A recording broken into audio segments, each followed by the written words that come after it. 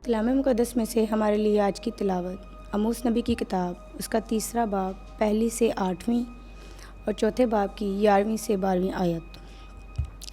ऐ बनी इसराइल, ये कलमा सुनो जो खुदावंद ने तुम्हारी बाबत यानी इस सारी नस्ल की बाबत फरमाया है, जिसे मैं मुल्क मिस्र से निकाल लाया हूँ। यूँ कह कर के दुनिया की तमाम नस्लों में से मैंने सिर्फ तुम्हें चुना है, इसलिए मैं तुम्हें तुम्हारी सारी बद किरदारी की सज़ा दूँगा। अगर 2 शख्स एक दूसरे से वाकिफ़ ना हो तो क्या वो इकट्ठे चलेंगे?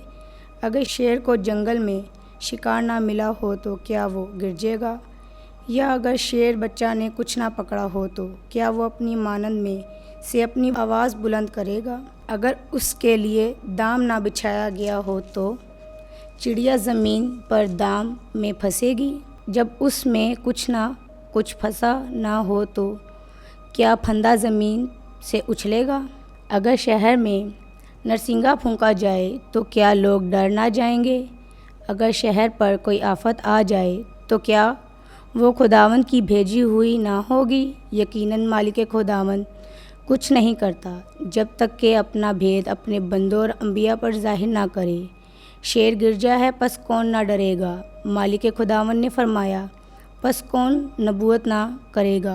मैंने तुम में से बाज़ को उलट दिया जैसे खुदा ने सदूम और अमूरा को उलट दिया था, और तुम उस झुलसी हुई लकड़ी की मानिद हुए जो आग से निकाली जाए, तो भी तुम मेरी तरफ रुजू नहीं लाए।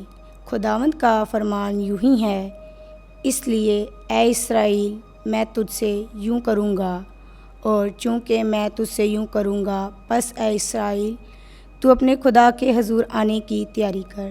पाक कलाम का पढ़ा जाना और सुना जाना हम सब के लिए बाइस से बरकत हो। खुदा का शुक्र हो।